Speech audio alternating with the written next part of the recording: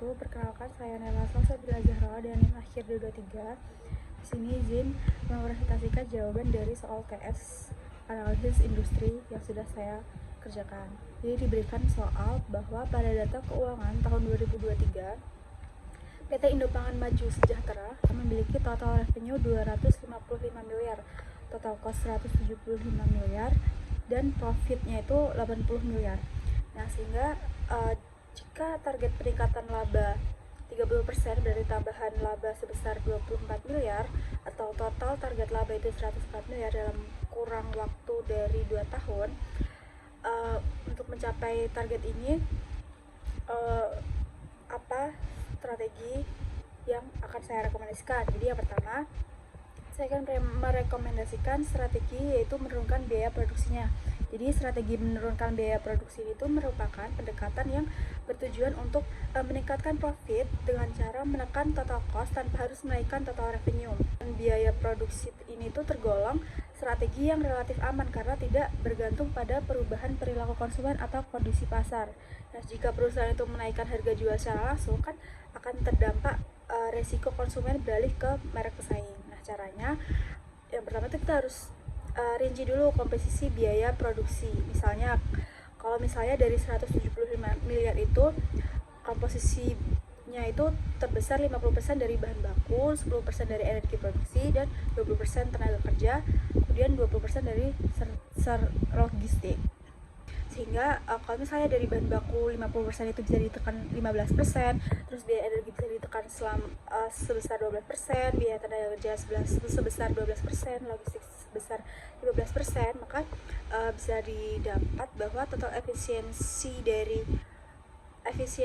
biaya produksi itu sekitar 24,675 miliar.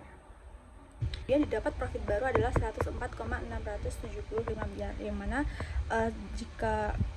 ini sudah berhasil mencapai target laba 30%.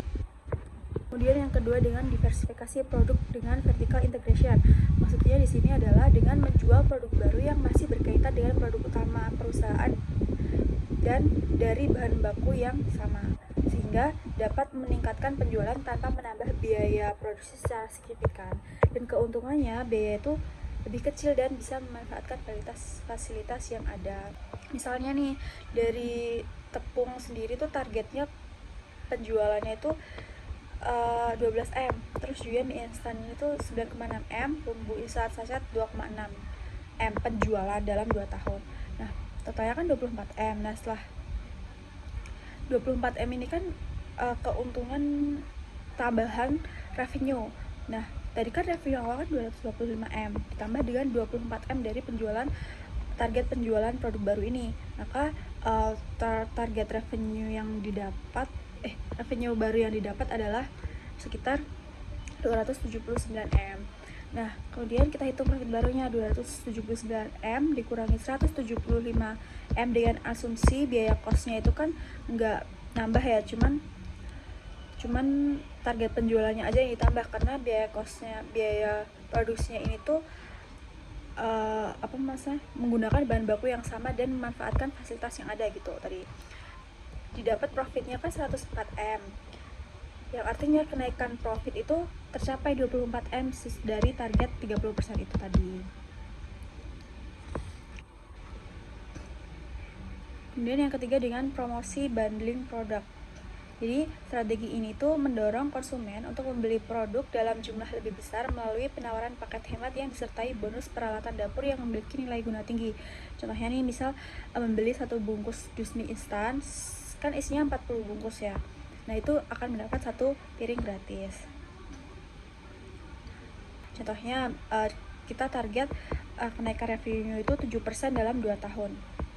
Yang artinya 17,8M. Sedangkan harga 1 dus mie instan itu 90.000. Nah, artinya kita harus menjual 200.000 dus mie instan dalam 2 tahun.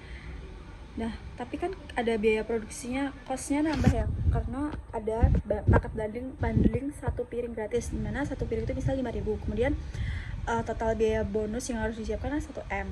5.000 dikali 200 kan 1M. 200.000. Nah, dan menghemat biaya operasional sebesar 7M. Jadi TC baru itu adalah 168M. Nah, setelah menerapkan, jadi profit setelah penerapan strategi bundling dan efisiensi biaya, total revenue perusahaan itu diperkirakan meningkat menjadi 272,850M. Nah, sehingga didapat profit baru adalah 104,850M, dan ini tuh tercapai dari target 30% itu tadi. Peningkatan strategi keempat adalah brand bombardment, yaitu keputusan dimana ini tuh adalah keputusan pembelian konsumen strategi ini tuh adalah strategi keputusan pembelian konsumen yang sangat dipengaruhi oleh rekomendasi dari influencer serta tampilan visual produk di media sosial. Jadi strategi itu memang akan meningkatkan total cost ya pada tahap awal, karena perusahaan itu harus mengeluarkan biaya untuk jasa influencer dan produksi konten digital. Tapi tujuan utama dari strategi itu adalah menciptakan peningkatan total revenue yang jauh lebih besar dibandingkan biaya yang dikeluarkan, sehingga profit perusahaan itu tetap meningkat secara signifikan. Yang strategi kelima, ekspansi ke wilayah baru. Jadi melakukan ekspansi geografis ke wilayah yang selama ini tuh masih memiliki keterbatasan akses produk pangan, khususnya wilayah yang dapat dikategorikan sebagai blind spot distribusi. Contohnya kayak Papua Barat, Maluku, Mentawai, dan lain-lain. Nah, langkahnya perusahaan itu bisa survei dulu wilayah distribusi, kemudian membangun gudang distribusi kecil atau mini warehouse di kota strategis sebagai pusat penyimpanan. Kemudian kerjasama dengan distributor lokal, toko tradisional, serta minimarket di wilayah tersebut. Juga diasumsikan pada tahun pertama biaya itu sekitar 10M. Nah, setelah promosi awal pembukaan pasar, TC pada tahun pertama kan meningkat jadi 185. Nah, sementara peningkatan penjualan pada tahun pertama itu kan belum signifikan, karena masih dalam tahap pengenalan pasar. Nah, setelah jaringan distribusi berjalan stabil, diasumsikan berhasil menjalin kerjasama sekitar 320 toko baru yang tersebar di wilayah target. Nah, dengan rata-rata penjualan sebesar 35 juta per toko per bulan, atau sekitar 134,4 miliar dalam 1 tahun. Namun dalam mempertimbangkan masa adaptasi pasar, kemampuan distribusi awal diasumsikan hanya sekitar 20% dari potensi tersebut yang terrealisasi sebagai tambahan pendapatan. Maka tambahan TR pada tahun kedua sekitar 27 miliar. Jadi TR baru itu sekitar 282 miliar. Sementara total cost berada pada kisaran 180 miliar, sehingga didapat profit baru itu adalah 97 miliar. Nah, hal ini tuh meningkat dari profit awal sebesar 80M, sehingga terjadi kenaikan profit sebesar 17 miliar atau setara dengan 21,25% dalam 2 tahun. Strategi yang ke-6 adalah ekspansi distribusi digital dengan strategi direct to consumer dan e-commerce. Jadi dengan memanfaatkan kanal digital, perusahaan itu dapat menjual produk secara langsung kepada konsumen tanpa harus melalui terlalu banyak perantara yang berdampak pada peningkatan margin keuntungan, sekaligus memperluas jangkauan wilayah ke seluruh Indonesia. Nah, misalnya ditargetkan penjualan menggunakan strategi itu menggunakan live commerce di diskon 10%, terus juga ada tanggal kembar 12%, paket bundling 15%, kemudian ada tambahan biaya berupa potongan harga dan biaya administrasi marketplace sebesar 5% dari harga jual. Misalnya ya, harga normal paket kan 40.000, terus biaya produksi 28.000, diskon live commerce 10.000, harga jual setelah diskon artinya 36.000, dan biaya administrasi marketplace itu 5%. Jadi pendapatan bersih 34,200 perak. Jadi pendapatan bersih sekitar 34.200 perak. 34.200 perak. Nah, kemudian untuk penjualan melalui live commerce targetnya 12 sesi live per bulan, 1.500 paket per sesi. totalnya itu 18.000 paket per bulan. Dalam 2 tahun 432.000 paket, sehingga total profitnya sekitar 2,68 miliar. Kemudian untuk penjualan regular marketplace, target penjualan itu sekitar 75.000 paket per bulan, yang mana dalam 2 tahun itu 1.800.000 paket, sehingga total profitnya itu sekitar 18M. Nah, untuk promo event atau tanggal kembar 11, 11, 22, 33 gitu, targetnya itu sekitar 20.000 per paket. Kemudian ada 8 event dalam 2 tahun misal.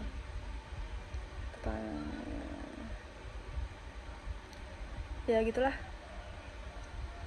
Kemudian ya dapatlah berapa, terus kemudian dijumlah gitu. Oke, jadi jika di total dari sumber profit dari kanal digital itu sekitar 24M. Strategi partnership, sponsorship, event kampus dan konser. Jadi strategi ini tuh dilakukan dengan menjadi sponsor pada event kampus, festival kuliner, dan konser musik yang memiliki jumlah pengunjung besar dan tingkat konsumsi makanan instan itu yang tinggi. Perusahaan itu kan tidak hanya menjadi sponsor, tapi juga memperoleh hak eksklusif, membuka booth penjualan selama acara berlangsung, dan menetapkan harga markup sekitar 20-25% dari harga normal. Misalnya targetnya tuh 40 event besar dalam 2 tahun. Nah, rata-rata pengunjung dalam event itu 5-10.000. Terus target penjualan sekitar 3.500 per paket. Sehingga didapatlah bahwa total penjualan itu sekitar 140.000 paket. Dan total profit langsung itu 1,54M. Nah, tapi ada biaya event, misal untuk ngeluarin sponsor itu sekitar 75M. Maka total biaya dalam 40 event tuh sekitar 3M. Nah, asumsikan 10 pengunjung itu melakukan pembelian ulang, rata-rata 750 pembeli baru per event. Nah, total konsumen baru kan 30.000. Kemudian pembelian ulang kan sekitar 200.000 konsumen per tahun. Nah, maka tambahan revenue dalam 2 tahun itu kan 12M. Sehingga didapat tambahan profitnya adalah 5,5M. Nah, dari penjualan langsung 1,54M, terus repeat purchase 5,5M, maka total profitnya dalam 2 tahun itu sekitar 7M. Nah, target dalam 7M itu bisa membantu target kenaikan profit dalam 24M dalam 2 tahun. Kemudian ditambahlah dengan strategi ke-8 ini, yaitu dengan optimalisasi private label dan rebranding makanan ringan. Jadi strategi ini tuh adalah fokusnya pada meningkatkan nilai jual produk yang sudah ada, dan bukan membuat produk baru seperti strategi kedua tadi, yaitu diversifikasi produk dengan menjual produk baru. Nah, ini enggak menjual produk baru gitu. Hal ini dilakukan dengan cara memperbaiki citra merek, desain kemasan, dan positioning produk menjadi premium dan healthy snack. Langkahnya itu yang pertama dengan mendesain ulang kemasan agar terlihat premium, kemudian menambahkan label nutrisi yang jelas, terus mengembangkan varian healthy snack, dan memperkuat positioning sebagai produk sehat dan berkualitas. Misalnya, dalam investasi awal tahun pertama, desain ulang kemasan, riset produk, pengembangan varian healthy snack, promosi peluncuran, itu total investasinya sebesar 6M.